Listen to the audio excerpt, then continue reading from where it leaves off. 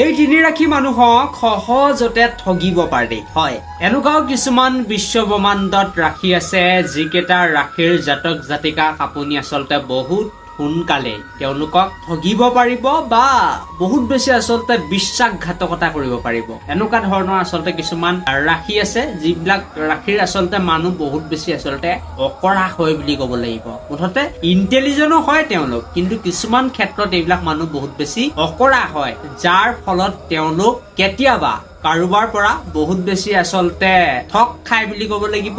ইয়াৰ লগতে প্ৰেমৰ ক্ষেত্ৰতো বহুত বেছি আচলতে ধোকা খোৱা দেখা যায়। গতিকে সেই ৰাশি কেইটা কোনকেইটা আপোনালোকক জনোৱাৰ আগতে ভিডিঅ'টো লাইক কৰিব, লগতে চেনেলটো ছাবস্ক্ৰাইব কৰি দিবলৈ নাপাহৰিব। আৰু আপোনালোক সকলোকে মই জনাই দিব বিচাৰিম সেই ৰাশি কেইটা। প্ৰথম যিটো ৰাশি, সেই ৰাশিটো হৈছে মকৰ ৰাশি।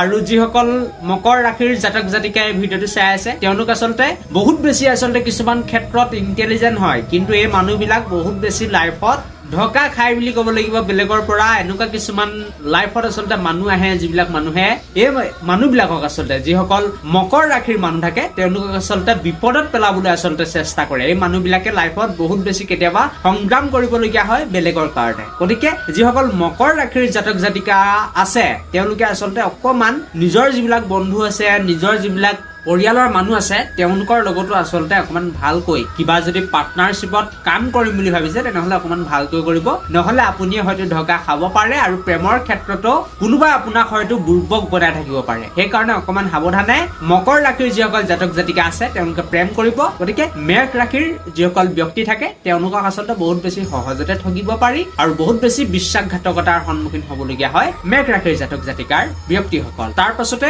আৰু দুটা ৰাশি আছে। ছেকেণ্ড ৰাশিটো হৈছে মীন ৰাশি। আৰু এই মানুহবিলাক বহুত বেছি ইণ্টেলিজেন্ট হয়, ন' ডাউট। প্ৰেমৰ ক্ষেত্ৰত ভাল, কিন্তু যদি কেনেবাকৈ তেওঁলোকে ব্যৱসায় কৰিম বুলি ভাবিছে কাৰোবাৰ লগত পাৰ্টনাৰশ্বিপত তেনেহলে তেওঁলোকে নকৰাটোৱে ভাল। আৰু যদি ব্যৱসায় কৰিম বুলি ভাবিছে তেনেহলে অকমান তেওঁলোকে চাই চিতি কৰিব লাগে, নহলে এইবিলাক মানুহে বহুত বেছি আচলতে লাইফত টকা পইচাৰ আচলতে ঠগ খোৱা দেখা যায়। ইয়াৰ লগতে এনেকুৱাও বহু দেখা যায় যে যিসকল মীন ৰাশিৰ মানুহ থাকে এই মানুহবিলাকক আচলতে বুৰ্বক বনাই কোনোবা বেলেগ মানুহে আচলতে ইউজ কৰি থাকে বা ব্যৱহাৰ কৰি থাকে আৰু এনেকুৱা কিছুমান কামত লগাই থাকে যিবিলাক কাম বহুত বেছি মনোযোগেৰে কৰি মীন ৰাশিৰ জাতক জাতিকাৰ ব্যক্তিসকলে বহুত এটা নেক্সট লেভেললৈ লৈ যায়, কিন্তু এই মীন ৰাশিৰ মানুহজনে তাৰ কোনো ধৰণৰ প্ৰাপ্য পোৱা দেখা নাযায়। গতিকে মীন ৰাশিৰ যিবিলাক জাতক জাতিকা আছে তেওঁলোকক অকমান আচলতে ভালকৈ ইণ্টেলিজেন্ট হয় আপোনালোক, কিন্তু ব্যৱসায় বা যিকোনো কামতে আচলতে ঠগ খোৱাৰ বহুত বেছি চান্স থাকে। প্ৰেমৰ ক্ষেত্ৰত ইমান বেছি মই বেয়া বুলি নাভাবো। মীন ৰাশিৰ যিসকল ব্যক্তি হয় তেওঁলোকে সাধাৰণতে সৰুতে 18 পৰা 25 বছৰ বয়সত প্ৰেমত নপৰি তেওঁলোকে যদি নিজৰ লাইফত ফকাস কৰে তেনেহলে বহুত বেছি ভাল কাম